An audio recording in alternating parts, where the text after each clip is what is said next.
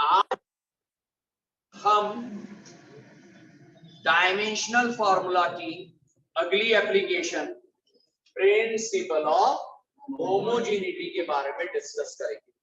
मित्रों, ये है application number 4, principal of homogeneity. ये प्रिंसिपल क्या है, पहले ध्यान से सुनो। मित्रों, ये प्रिंसिपल कहता है सेम फिजिकल क्वांटिटीज को आप ऐड या सब्सट्रैक्ट कर सकते हो। ध्यान से सुनो, बड़ी इंटरेस्टिंग, बहुत इंपॉर्टेंट और बहुत इजी। सेम फिजिकल क्वांटिटीज को ऐड या सब्सट्रैक्ट कर सकते हैं। सर, ये तो बिल्कुल बेसिक सी बात है। हाँ बेटा, आप लेंथ में ही तो लेंथ को प्लस कर सकते हो, आप टाइम में ही तो टाइम को प्लस कर सकते हैं, आप स्पीड में ही जिसको प्लस कर सकते हैं वो स्पीड ही हुआ। सेम क्वांटिटी को ही ऐड और सब्सट्रैक्ट कर सकते हैं, ये प्रिंसिपल कहता है। अगर आप लेंथ में लेंथ को प्लस करोगे तो आपको ऑब्वियसली लेंथ ही मिलेगी। अब बच्चे बोलेंगे नहीं सर, हमने तो मैथ्स में पढ़ा था x प्लस x 2x। हाँ, सही पढ़ा, पर अभी हम लोग डायमेंशनल फॉर्मूले की बात कर रहे हैं। लेंथ में अगर आप प्लस करोगे लेंथ को तो जो आंसर आएगा वो क्या आएगी, एक लेंथ। वैसे ही लेंथ में से माइनस करोगे लेंथ को तो जो आएगी वो क्या होगी, लेंथ। टाइम में टाइम को प्लस करने पर आता है टाइम, और टाइम में ही टाइम को माइनस करने पे आता है टाइम। स्पीड में स्पीड को या तो प्लस करें या माइनस तो आता है एक स्पीड। क्या आता है, एक speed. Same quantity, same dimension वाली क्वांटिटी को ही ऐड या सब्सट्रैक्ट कर सकते हैं। ये बिल्कुल कॉमन सेंस है बेटा। मैं आपको बोलूं आपकी लेंथ में आपके वजन को ऐड कर दो, पॉसिबल ही नहीं, क्योंकि लेंथ अलग आइटम है, वेट अलग आइटम है, ये थोड़ी प्लस हो सकता है। मैं बोलूं आपकी लेंथ में अभी जो समय हो रहा है उसको प्लस कर दो तो प्लस ही नहीं हो सकता, क्योंकि अलग अलग क्वांटिटी को आप ऐड या सब्सट्रैक्ट नहीं कर सकते, सेम क्वांटिटी को ही ऐड कर सकते हो। तो ये प्रिंसिपल क्या कहता है, only same quantities can be added or subtracted. Only same quantities can be added or subtracted. अब बेटा, आप मल्टीप्लाई किसी का भी किसी से कर सकते हो, मल्टीप्लाई में प्रॉब्लम नहीं आता। जैसे स्पीड इक्वल टू होता है डिस्टेंस अपॉन टाइम, यस और नो? स्पीड होता है डिस्टेंस अपॉन टाइम, तो डिस्टेंस में टाइम से डिवाइड कर सकते हैं, प्रॉब्लम नहीं। बल्कि आप क्रॉस मल्टीप्लाई भी करो तो स्पीड में टाइम का मल्टीप्लाई भी हम कर सकते हैं, स्पीड में टाइम का मल्टीप्लाई भी हम कर सकते हैं। तो अलग अलग क्वांटिटी का मल्टीप्लाई होगा, डिवाइड भी होगा, पर प्लस और माइनस नहीं हो सकता। अब इस प्रिंसिपल के एग्जाम्पल किस तरह से आ सकते हैं एग्जाम में, न्यूमेरिकल्स, तो ध्यान से सुनो बेटा। मान लो आपको क्वेश्चन में दिया जाए x का मतलब है डिस्टेंस। व्हाट इज x बेटा? डिस्टेंस। अगर x है डिस्टेंस, t है टाइम, t कौन है बेटा? टाइम। और इक्वेशन देते हैं x is a minus b into t plus c into t square. x है बेटा a minus b t plus c t square, और बोला आप a और b का डायमेंशनल फॉर्मूला निकालिए। तो क्या करेंगे बेटा, आप क्वेश्चन देख के समझ जाओ कि लगेगा प्रिंसिपल ऑफ तो according to principle of homogeneity क्या लिखेंगे बेटा? According to principle of homogeneity. अगर x कौन है बेटा? डिस्टेंस। What is x? तो डिस्टेंस के इक्वल में जो हुआ वो भी क्या होगा? डिस्टेंस ही होता है ना बेटा, डिस्टेंस के इक्वल में डिस्टेंस ही लिखते हैं। तो ये पूरी टर्म भी क्या कहलाई बेटा? डिस्टेंस। क्या कहलाई? डिस्टेंस। अच्छा, ये पहली टर्म a लिखी जिसमें से माइनस किया bt को, तो बेटा लेंथ में से लेंथ को ही माइनस कर सकते हैं और लेंथ को ही प्लस कर सकते हैं। तो हम ये कह सकते हैं कि बाय प्रिंसिपल ऑफ होमोजेनिटी अगर x डिस्टेंस है तो a भी 100% क्या होगा बेटा? डिस्टेंस। वैसे ही b इंटू टी भी क्या होगा बेटा? डिस्टेंस ही होगा। और last term c d square भी क्या होगी बोलो? यस और नो? क्योंकि डिस्टेंस में ही डिस्टेंस को प्लस माइनस कर सकते। अब अगर a है डिस्टेंस तो डिस्टेंस का डायमेंशनल फॉर्मूला होता है l। क्या होता है? l। तो बधाई हो, a का डायमेंशनल फॉर्मूला l आ गया, आंसर आ गया, ये तो निकालना। अब वैसे ही b और d मिलाकर क्या होगा? तो b इंटू बेटा टाइम का dimensional formula d equals to distance के लिए तो b आ जाएगा l के अपॉन में d। l d ऊपर गया d की पावर माइनस, समझ में आया? तो b का dimensional formula L T minus. फिर सुनो कैसे? b into time, b into time is a distance l, b is time upon में आया l बाय टी मतलब। और ऐसे ही अब अगर मैं इसकी बात करूं तो सी डी स्क्वायर क्या होगा? डिस्टेंस। अरे c इंटू टी स्क्वायर भी क्या होगा? देखो ना बेटा, c इंटू टी स्क्वायर भी होगा डिस्टेंस मतलब l। तो c इंटू टी का square should be a distance l। c आ जाएगा l अपॉन टी स्क्वायर, ऊपर जाएगा l टी माइनस क्या आ गया? Dimensional formula c। समझ में आया? बहुत आसान, बहुत सिंपल। एक क्वेश्चन के बाद अब और करेंगे तो और इजी लगेंगे बेटा, देखना आप ध्यान से। अगर क्वेश्चन दिया जाए इसी तरह से x equals to a plus b upon d plus c into t square. अब आपसे कहा जाए फिर से x का मतलब डिस्टेंस, t का मतलब टाइम, आप a b और c का डायमेंशनल फॉर्मूला बताइए। फिर से हम क्या लगाएंगे? क्वेश्चन देख के समझ में आ रहा है? By principle of homogeneity. x कौन है बेटा? डिस्टेंस। कौन है? तो a क्या होगा बेटा? डिस्टेंस, और डिस्टेंस का मतलब l। तो a का डायमेंशन फॉर्मूला क्या आया? Is it clear? अब x अगर डिस्टेंस था तो a भी डिस्टेंस, a में जिसको प्लस कर रहा हूं वो क्या है? a में जिसको प्लस कर रहा हूं वो क्या है? b by t. और b बाय टी भी क्या होगा? क्योंकि डिस्टेंस में डिस्टेंस को प्लस कर सकते हैं। तो अब मैं लिखूंगा ऐसा कि now b upon t should be a distance. इसको समझ में नहीं आया?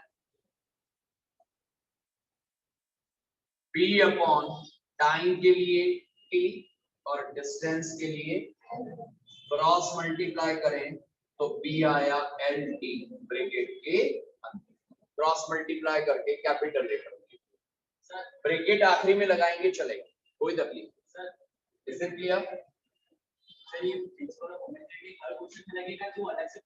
क्वेश्चन जब एग्जाम में आएगा तो अंडरस्टूड है कि वो आपको नहीं बोलेंगे, वो तो बोलेंगे भैया ए बी और सी का डायमेंशन फॉर्मूला निकालो। तो वो तो हमें कॉमन सेंस लगाना है कि यहां लगेगा प्रिंसिपल ऑफ। ऐसे ही C टी स्क्वायर वाली टर्म, अगर ये डिस्टेंस है तो ये भी क्या हुई, तो सी टी स्क्वायर भी डिस्टेंस मतलब एल, सी इंटू टी स्क्वायर आएगा एल, सी आ जाएगा एल बाई टी स्क्वायर से एल, टी की पावर ऊपर गई तो माइनस, क्या गया डायमेंशनल। अरे इजी है, क्वेश्चन ही इजी है ना बेटा, आप थोड़े अच्छे क्वेश्चन करते हैं, बहुत आसान है बेटा ये। थोड़े और क्वेश्चन अलग टाइप के कैसे आ सकते हैं बेटा, तो देखिए P is A plus B into T plus C by T। अब क्वेश्चन में कहा P है वेलोसिटी, T है टाइम, A, B और C का डायमेंशनल फॉर्मूला फाइंड करो। तो again by principle of homogeneity, अगर B वेलोसिटी है तो वेलोसिटी के इक्वल में ये क्या हुआ, वेलोसिटी, A वाली टर्म हुई वेलोसिटी, प्लस में जो दूसरी टर्म लिखी है ये भी क्या हुई, और लास्ट जो टर्म है वो भी क्या हुई। तो by principle of homogeneity A आया, वेलोसिटी मतलब LT minus. Now second term P into t भी क्या हुआ, वेलोसिटी, P इंटू टाइम के लिए T, और वेलोसिटी LT माइनस, P आया LT माइनस 1 के अपॉन में, सही है क्या, ये अपॉन में D ऊपर जाएगा, L T की पावर माइनस 1, 1 ऊपर जाएगा तो T की पावर क्या आ रहा है, L T की पावर, समझ में आया, ये डायमेंशनल फॉर्मूला है P का। A आया, B आया, अब किसकी बारी है बेटा, नाउ C बाय T, जल्दी बताओ C बाय T भी क्या होगा, velocity C upon T, velocity is LT minus 1, cross multiply कर रहे हैं, LT माइनस 1 का मल्टीप्लाई T की power, C is L, T की पावर माइनस 1 प्लस 1 इज 0, केवल L लिखोगे चलेगा, क्या आ गया, C का डायमेंशनल आया, इजी है, वेरी नाइस, ये डायमेंशनल फॉर्मूला A, B और C का निकालें। और वैरायटी देखें हम एग्जाम में कैसे आ सकती है इसकी,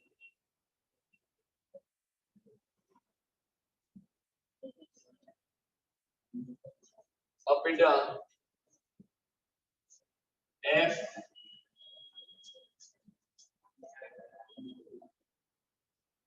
चलो अब थोड़ा सा चेंज करते हैं पैटर्न, ध्यान से सुनना, F का मतलब है फोर्स, F का मतलब है फोर्स, T का मतलब है टाइम, T का मतलब है टाइम।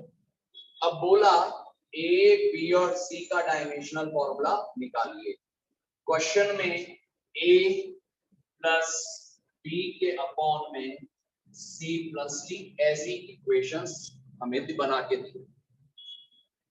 देखो बेटा सबसे पहले बात करें, अगर F फोर्स है तो फोर्स के इक्वल में जो लिखा होगा वो भी क्या होगा, और फोर्स में जिसको प्लस करा है वो भी क्या होगा। तो by principle of homogeneity A should be a, yes और no, A should be a force, और फोर्स का dimensional formula MLT minus, MLT minus. अब P की बारी, तो बेटा सेकेंड वाली टर्म देखो पूरी, ये जो सेकेंड वाली टर्म है ना, इसमें लिखा है P के अपॉन में C प्लस T, ये पूरी टर्म किसके बराबर होगी बेटा, फोर्स, यस और नो, यस और नो, कर पूरी टर्म क्यों ले ली आपने, क्योंकि ये पूरी टर्म ही तो फोर्स होगी ना बेटा। अब ऊपर तो लिखा है बी अपॉन टी, क्या है बेटा, टाइम में जिसको प्लस करेंगे वो भी क्या होगा, और टाइम में टाइम को प्लस कर दे तो आंसर में क्या आता है टाइम, तो अपॉन में क्या आएगा टाइम टी, और इक्वल टू फोर्स के लिए ml t माइनस। फिर सुनो, टाइम में टाइम को प्लस करा तो क्या आएगा, और f के लिए ये रहा, क्रॉस मल्टीप्लाई करें तो b आया ml t माइनस 2 इंटू में t, सही है, b आया m l t की पावर, बेटा -2 और 1 को प्लस करेंगे तो -2 + 1 इज क्या आ गया।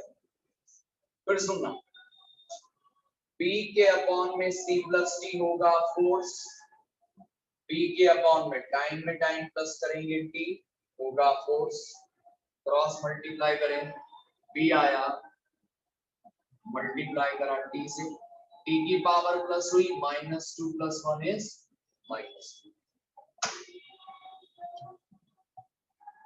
इजी करेंगे तो वाकई इजी लगेगा बेटा। और अब बारी सी की है बेटा, सी के लिए तो आप इतनी मेहनत करने की आवश्यकता ही नहीं पड़ेगी, पता है क्यों, क्योंकि सी में जिसको प्लस करा है वो कौन है, टाइम में जिसको प्लस करा वो खुद क्या होगा, तो सी शुड बी अ टाइम, मतलब सी का डायमेंशनल फॉर्मूला। सर नहीं आया, फिर से बताओ ना। सर आपने तो पूरा फॉर्मूला लिया ही नहीं। क्यों लो भाई, कॉमन सेंस लगाऊंगा ना। अरे सी में जिसको प्लस करा वो टाइम है, तो टाइम में टाइम को प्लस करते हैं ना, तो सी शुड बी अ टाइम। बात ठीक है, चलिए एक आध क्वेश्चन और इस वैरायटी का करते हैं हम लोग। बेटा एनर्जी दिया है a + b upon c minus T square. अब इस क्वेश्चन में E का मतलब एनर्जी, T का मतलब है टाइम, डायमेंशनल फॉर्मूला निकालना है। तो बेटा E अगर एनर्जी है तो एनर्जी के इक्वल में A लिखा है, तो A वाली टर्म क्या होगी एनर्जी, तो A अगर एनर्जी है तो एनर्जी का डायमेंशनल फॉर्मूला ml t -2, गलत है, ml² t -2, ये एनर्जी का डायमेंशन फॉर्मूला। अब बात करेंगे B के लिए, तो पूरी टर्म लेंगे बेटा, B upon C minus T square should be a energy, B upon बेटा टाइम के स्क्वायर में से जिसको माइनस करूंगा वो खुद क्या होगा, टाइम के टाइम का स्क्वायर, ये टाइम लिखा है कि टाइम का स्क्वायर, तो टाइम के स्क्वायर में से टाइम का स्क्वायर ही माइनस होगा, तो जो आएगा वो टाइम आएगा या टाइम का स्क्वायर, यहाँ गलती कर देते हैं। फिर सुनो, टी स्क्वायर है ना बेटा, तो यहाँ टी स्क्वायर ही आएगा अपॉन, इक्वल टू एनर्जी का फॉर्मूला ml² t माइनस,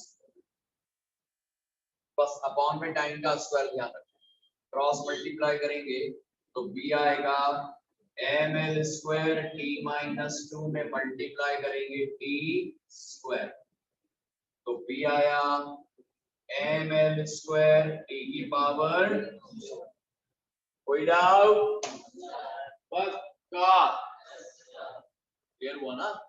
और अब बेटा बारी सी की है, आप बताओ सी जिसमें से माइनस हो रहा है वो टाइम है या टाइम का स्क्वायर, तो सी शुड बी अ टाइम का स्क्वायर, तो सी का डायरेक्ट टी स्क्वायर।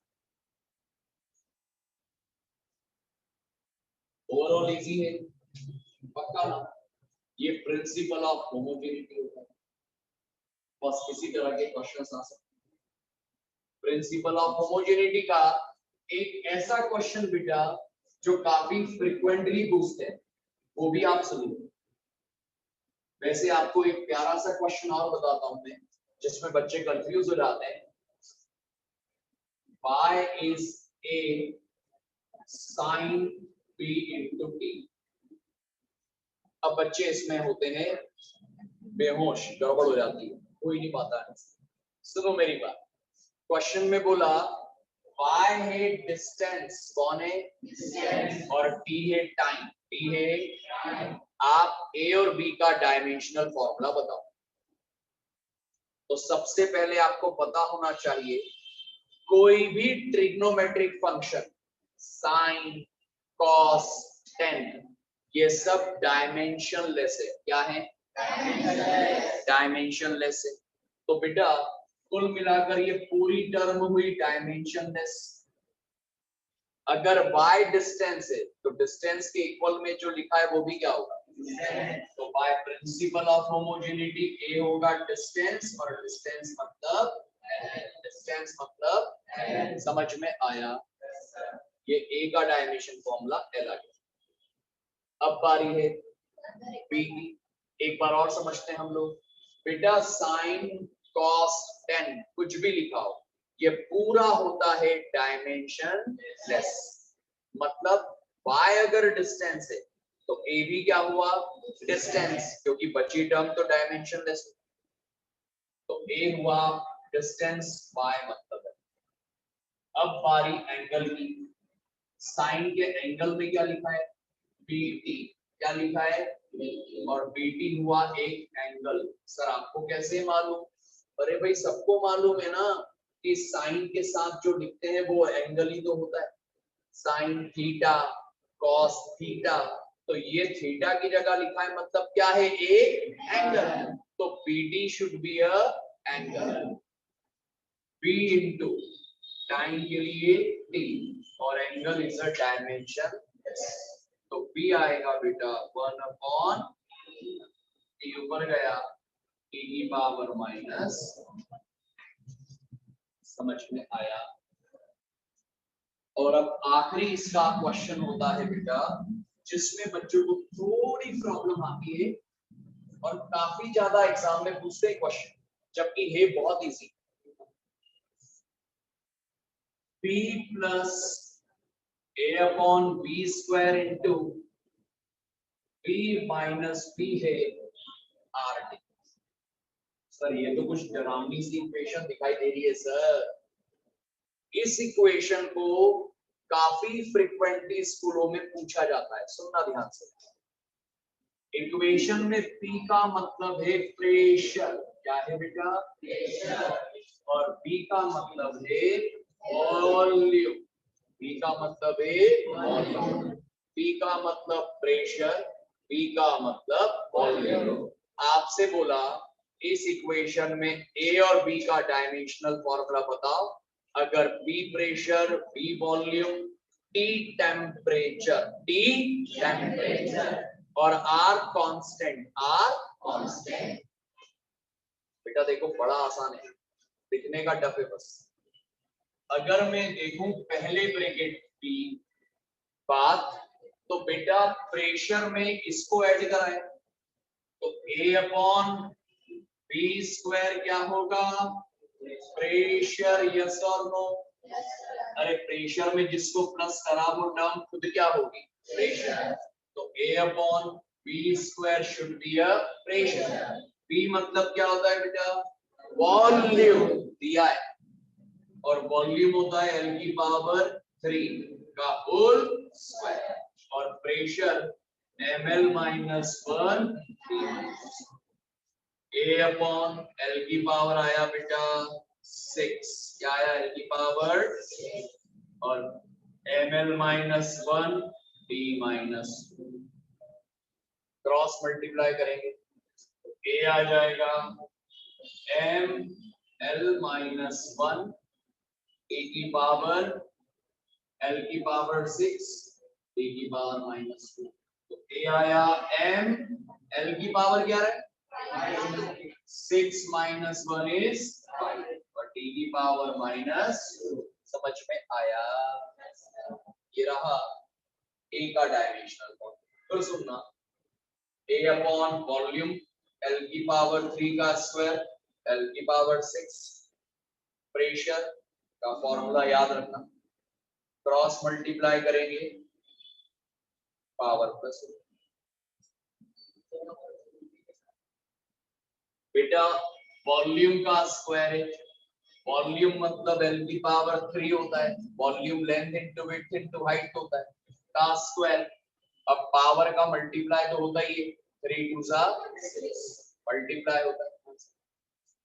ये कैलकुलेशन मिस्टेक करोगे तो गड़बड़ हो जाएगी। और अब बारी P के लिए है बेटा, तो B माइनस P, P का मतलब वॉल्यूम, तो वॉल्यूम में से जो माइनस होगा वो क्या होगा, तो P should be a volume, और वॉल्यूम मतलब L की पावर 3, L की पावर 3। क्या आंसर? अरे सिंपल है ये, प्रिंसिपल ऑफ होमोजेनिटी वाली इक्वेशन एप्लीकेशन जो हमने डिस्कस किया। अब बेटा इतना करने के बाद एक दो और एक्स्ट्रा डायमेंशनल फॉर्मूलेस और उसके क्वेश्चन सिखाता हूं। एक प्लैंक्स कांस्टेंट, बेटा प्लैंक्स कांस्टेंट को बताया जाता है H से, किससे, H से। प्लैंक्स कांस्टेंट को H से बताया जाता है। बेटा ये डायरेक्ट एग्जाम में आपको पूछा जा सकता है। अब इसके लिए एक फॉर्मूला आपको याद रखना पड़ेगा कि प्लैंक्स कांस्टेंट निकालने के लिए एनर्जी होता है H इंटू फ्रीक्वेंसी। एनर्जी क्या होता है बेटा, H इंटू फ्रीक्वेंसी। एनर्जी का formula H into frequency. Energy मतलब ml square T minus 2, H का निकालना है, और फ्रीक्वेंसी होता है T माइनस अपॉन में जाएगा, तो H का फॉर्मूला अपॉन में T माइनस 1, H का फॉर्मूला ml स्क्वायर T की पावर -1 ऊपर गई, -2 -1 ऊपर गई तो +1, तो H का dimensional formula ml square T minus. इत्मीनान से देख लो, समझ लो क्या किया कैसे। एनर्जी का dimensional formula, Planck's constant H का निकालना था, फ्रीक्वेंसी है T माइनस 1, क्रॉस मल्टीप्लाई करके हमने answer. Planck's constant ml square T minus 1। अगर आपको लगता है तो आप इसको याद कर लो, डायरेक्ट रट लो, और या फिर इसको निकालने की प्रोसेस सीख लो। एनर्जी होता है H इंटू फ्रीक्वेंसी, ये डायरेक्ट एग्जाम में आपसे पूछ सकते हैं। ऐसे ही एक और फॉर्मूला टॉर्क, किसका बेटा, टॉर्क को बताते हैं टाउ। बेटा क्या सिंबल है, टाउ, टाउ उल्टा जे, इट्स अ टाउ। टॉर्क को बताते हैं टाउ। टॉर्क होता है बेटा फोर्स इनटू परपेंडिकुलर डिस्टेंस। बेटा क्या है बोलिए, फोर्स इनटू फोर्स का ml -2 और परपेंडिकुलर डिस्टेंस को L से बताते हैं। तो टॉर्क का फॉर्मूला m L की पावर 1 + 1 2 T की पावर -2। क्या यार, टॉर्क का dimensional ml square ml square. ऐसे ही एक फॉर्मूला, ये सारे वो फॉर्मूले हैं बेटा जो कंफ्यूज करते हैं, बार बार लिख के याद करने से ही याद। ऐसे ही एक फॉर्मूला बेटा, I का मतलब moment of inertia. What is I? Moment of inertia होता है मास इनटू डिस्टेंस का स्क्वायर। क्या होता है, मास इनटू मास के लिए m और डिस्टेंस का स्क्वायर मतलब L स्क्वायर। ये मोमेंट ऑफ इनर्शिया का डायमेंशनल फॉर्मूला। बेटा ये फॉर्मूलेज एक्स्ट्रा है, कम से कम आपको ये निकालना या फॉर्मूले याद होना जरूरी है। ऐसे ही बेटा एंगल को कहा जाता है कई बार एंगुलर डिस्प्लेसमेंट। क्या बोलते हैं? Angular displacement.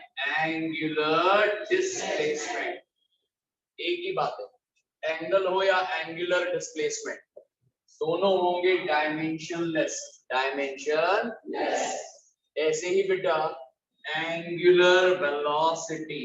एंगुलर ये शब्द कब इस्तेमाल होगा? जब बॉडी सर्कुलर मोशन करे। कौन सा मोशन? सर्कुलर मोशन में एंगुलर वेलोसिटी को ओमेगा बोलते हैं। क्या बोलते हैं? क्या बोलते हैं? Omega. Angular velocity omega, angular displacement upon time. अरे एंगुलर डिस्प्लेसमेंट को किससे बताते हैं? थीटा, एंगल है ना। तो एंगुलर वेलोसिटी होता है एंगुलर डिस्प्लेसमेंट अपॉन टाइम। अरे भाई वेलोसिटी होता है ना डिस्प्लेसमेंट अपॉन टाइम, तो एंगुलर वेलोसिटी क्या होगा? Angular displacement upon angular displacement और अपॉन में टाइम टी की पावर माइनस। ऐसे ही एंगुलर एक्सीलरेशन। एंगुलर अल्फा से बताएंगे। किससे? फिर से बोलो किससे? ये सिंबल अल्फा होता है बेटा। अब एक्सीलरेशन होता है ना वेलोसिटी अपॉन टाइम, तो एंगुलर वेलोसिटी अपॉन टाइम। अरे एंगुलर एक्सीलरेशन होगा angular velocity upon angular velocity का अभी निकाला t-1 और अपॉन में t की पावर 1 ऊपर गया -1 होगा माइनस या एंगुलर एक्सीलरेशन। मित्रों अजीब है पर याद करने के अलावा कोई चारा नहीं। क्यों सर? क्योंकि एग्जाम में बेटा वो आपको एक सिंपल सा क्वेश्चन दे देंगे जो आपको आता भी होगा, पर फॉर्मूले याद नहीं है तो नहीं कर पाओगे। जैसे याद करो, एक क्वेश्चन ही मैं बता देता हूं आपको।